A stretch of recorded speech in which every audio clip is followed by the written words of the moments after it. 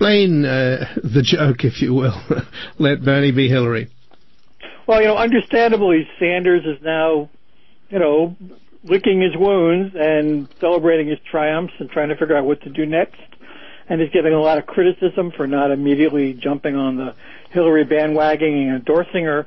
But in fact, 8 years ago, at the end of the 2008 Democratic primary campaign, Hillary Clinton did the same thing. She, rather than give a concession speech on the last night of the primaries after she had clearly lost the nomination, didn't have enough delegates, instead she went to a speech in New York City at Baruch College, and she said she needed a few days to consider her options. She said that her differences with Obama were still considerable.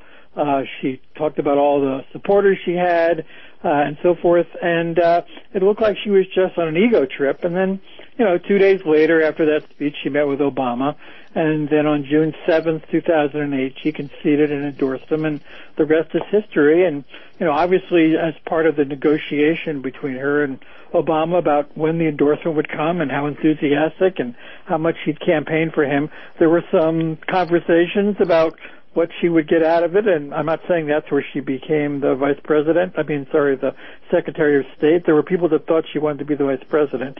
So it's completely reasonable that Bernie Sanders has to take some time to think about what his next move is, and, he's already signaled he's going to embrace and endorse Hillary Clinton after today's meeting with the president.